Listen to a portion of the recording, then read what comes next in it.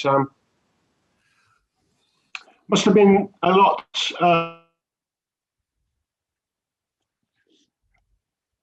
Can't hear him. Right. Go again, Gary. I think we've got you back. Yeah, must have been quite a lot there that you took heart from, Sam, apart from the result. Obviously, could have been ahead at half time, but for a couple of millimetres. Yes, well, obviously, if we put some quality in the opposition's box, then the big man and boy seems to be able to get on the end of it. He's actual fact scored 2 goals after that one, but unfortunately both offside. I think that there's something in terms of encouraging, because at the end of the day we'll need to score a goal to win a game. But until we stop the other goals going at the other end, then we're going to make life increasingly difficult for us. And I'm still facing the same problems after 10 games I faced when I arrived. So my work is not done. It's far from done by making the team defend correctly and defend better for the full 95 minutes. And those lapses of concentration in this level or at this level keep costing us points, keep costing us goals. So again today,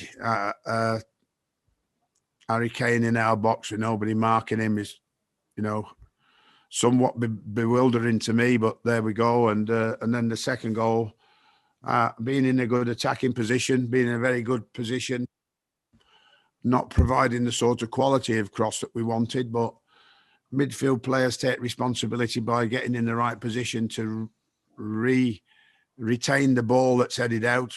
We don't do that, and the opposition go from our box to their box and score.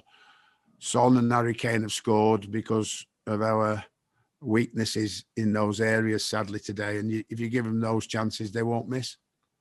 Yeah, of course, there were lapses, but there seems still to be belief and fight there, Sam. I mean, if anyone can do this, it's you. There's no lack of effort from this group, this squad of players. I mean, there's no lack of effort whatsoever. There's no not trying as hard as they possibly can. I can't point the finger at anybody for not giving all what they've got, and I can hope that the spirit and the confidence of the new players, because they've got no fears. They've just arrived from other clubs and want to come and play here, so they haven't got the same fears as the players have that are already here and have started this season and found themselves where they are. So that's always been a remedy for success with me wherever I've been, and hopefully that can be it can't just be done by me. It has to be done by still my backroom staff, and by the coaches and by the players, and by hopefully the help of the new players to give the players that are already here saying, yes, we can get better and we can get more results. But that has to start very quickly, and that can only start by coming off the field with no goals against us. There's no doubt about that. And important in difficult times, off the pitch and on the pitch, not to lose your sense of humour. You wanted to take that throw in towards the end there, Sam. Well, I mean, it's a very difficult period. It's very. I mean, you can't. You've got to stay positive. You have to stay really, really positive. And I mean, it doesn't mean we can't have a smile and a joke here and there. We got to stay on and try and stay active and positive on what we're trying to do. And when we come in, we have to come in and be enjoying what we're doing and look forward to coming in. If you're not wanting to get out of bed and come in training, I don't know what's wrong with you. Even though we are where we are, it's still an absolute pleasure, or should be an absolute pleasure, for the players to get out of bed and be able to come in and train and communicate amongst themselves and have the opportunity to play at stadiums like this. What a stadium. What an opportunity. Unfortunately, we haven't come off with a positive result, but the game of football is the best place to be in this world pandemic.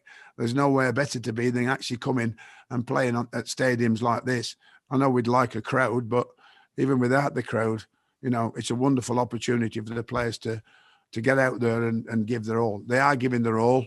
Unfortunately, lapses of concentration at the wrong time are costing us dearly at the moment. You didn't take that many throw-ins as a player anyway, did you, Sam? I took the throw-in when Frank Worthington scored the best goal he ever scored for Bolton, if you remember. So, cheers. Cheers, Gary. Go to Joe Massey now, please. Hi, Sam. Can I just ask a couple on selection? You left Mateus Pereira out the starting 11 today. Why was that? Because we've tried every other system, but we haven't tried a 4-3-3. So the 4-3-3 were based on when we're out of possession. I hope this doesn't confuse you, but we were 5-4 to contain the opposition. We couldn't do that with Mateus because we play him just off the front man. So that would have been a 4-4-1-1. So to try and get the ultimate clean sheet, we were working with the extra man in midfield, the extra energy, the extra legs.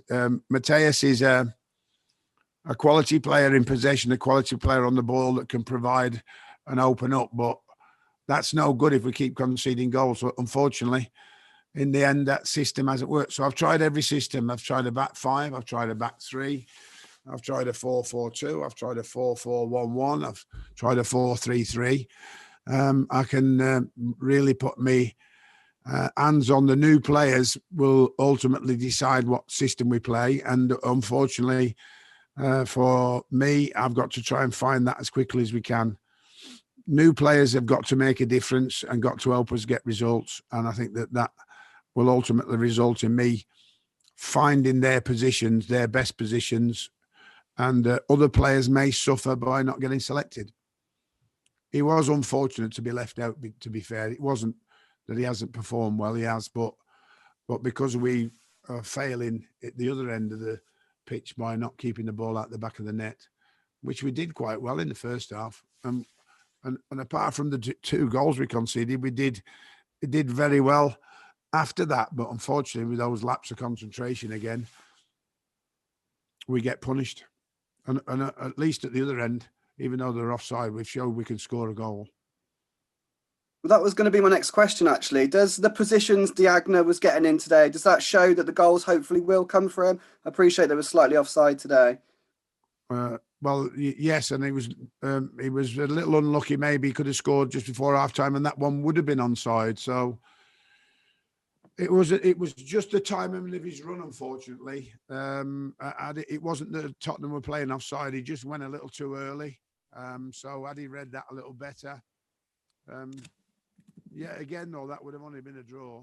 We'd have scored two at Tottenham. And wherever we score two now, again, has to be a win. Has to be. Thanks, Sam. Okay, Joe Chapman. Hi, Sam. Just quickly, your view on how Ainsley did. You've already touched on the fact that he came in and he's obviously got a kind of fresh mind. He's not been bogged down by the results recently. How did you view his performance? We should get better and better. I mean, he's used to the Premier League. He knows what the Premier League's all about. He hasn't played in a team that with these difficulties. This is the first time for that. But quality and energy are very, very important. Probably more important for us in the position we're in than anything else. And he's got quality and he's got real energy and he's got pace, by the way. So that will hopefully give us more athleticism and more quality on the ball when he gets it. Fine. I think that they're all disappointed, the lads. Like I say, I mean, it's not for the want of trying with the boys at the moment. The boys are trying all they can, but you know, at the end of the day, trying and concentration need to go together, and making the right decisions early is about what the Premier League is. But his performance, fine. He's get a little few minutes and find out. And boys, looking like if we get balls in the box in the right area with the right quality, he'll get chances to score. Showed that today. Snod's provided most of those balls, certainly two of those balls for the opportunity to score, which is good that he's catching up with his match fitness. Took the full back on and beat him a couple of times. Well, half beat him, but good crosses. So we need that hard work to be put into practice by stop conceding goals and stop conceding sloppy goals. Here's me going on and on and on again. Every time I speak to you, I'm sick of it by saying we could have avoided those goals. So yet again, it'll mean that I won't be sleeping too well tonight again, unfortunately. I suppose now then, as you touched on in the week, you've now at least got a full week without the interruption of a midweek match to really kind of nail down on that defence. Yes, but the only problem is that we've gone a full week with the opportunity to have gained no points here because Tottenham went 2-0 up. But we were an opportunity to win 2 games, which were the 2 vital games to win, where we were in front with 8 minutes or so to go against Fulham. We were in front at Sheffield United 55 minutes in. And instead of getting 2 wins or 1 win and a draw, we get no wins, only 1 draw. That's a much more disappointing thing for me than it is today's result. And that's really proven today that that's hurt us, because 1 point out of 3 games means that we are putting ourselves deeper into the relegation fight. So very, very quickly, we will have to start beating any team that we come across. So if it's in the bottom end, we have to do our best to beat them, give our best performance to try and beat them. We've proven that we can get in front, but we can't hold on to it. But when we end up play teams that are higher than us, we're going to have to beat them along the line too. So that's coming across now with the last, 15 games that are coming up. And so we've got to start with Man United. You know, whatever we get against Manchester United positively will be fine. If we can get a win against Man United like Sheffield United did, like Burnley got a win at Liverpool, like Brighton got a win at Liverpool, it's going to have to happen to us and happen to us very soon. Steve Madeley. Hi, Sam. You've just said that you're sick of sitting there and talking about soft goals conceded. You must feel by now that you've used pretty much every trick in the book, but it just doesn't seem to be hitting home with the players. Well, you look at the game overall. I mean, you know, the game overall, you'd say, well, there's a lot of positives and stuff like that. But, you know, for me, as a defender all my life, and having spent all my entire life telling defenders, whatever club, wherever I've been, whether that's in Limerick or whether that's in League 2, League 1, the Championship or the Premier League, it's all been about not conceding goals is your platform for success. And our platform for success has been here from day one. But I've said to the players, your platform for success is to stop the opposition scoring goals. And we are still failing to do that. That's my main priority. From now until the end of the season, I will not stop working on that. I will not stop it. But do you feel like you've kind of said everything you can say and done everything you can do to cut that out? No. There's practice and more practice will help the players to retain that information. And if they retain that information, then they'll start making better decisions throughout the game. I have to say, the ball into Harry Kane should not have been allowed. So it's not just the man who should have been tracking Harry Kane, but the ball into Harry Kane should not been. We should not have left him with that much time to do what he wanted when he's only 5-6 meters outside of our box in the middle of the goal. Because Tottenham players can really pass the ball, and they'll really pass the ball and hurt you if you give them time and space in that area. So not shutting that space down first could have been stopped at source, and we might have got away with it. Okay, last one then from Matt Dunn. Hi, Sam. Just wondered, ultimately it's going to come down to the quality of the players. Have you kept up better defensive teams than the ones that you've got at the moment, or are these players not quite good enough? It's always a collective effort. The collective effort comes from the man in midfield shutting down. I can't remember which Tottenham player was on the ball for that goal, for the first goal. But if I see a Tottenham player with the quality that they've got, receiving the ball 5-6 meters in the middle of the goal, only 5 or 6 meters from our 18-yard line, I know, and he should know, that I've got to release myself and get to him touching that ball on his first touch. So it's called what keeps his head down. So we pretended we were in the right position, but we weren't. Well, I'm behind the ball. Yeah, I'm okay. No, you're behind the ball, but you're 5 or 6 meters off the man you should be pressing the ball for. And if we kept his head down, he would have had to play sideways or backwards, not forwards into Harry Kane. So there's the first mistake. The second mistake then comes by us marking Harry Kane and then letting him run off us and not tracking him in the box.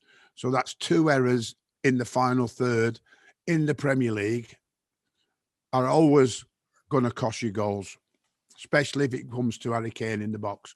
The best goal scorer, one of the best goal scorers in the world. So put him in the box with nobody marking him. What's he going to do? Okay, thanks everyone. Thank you.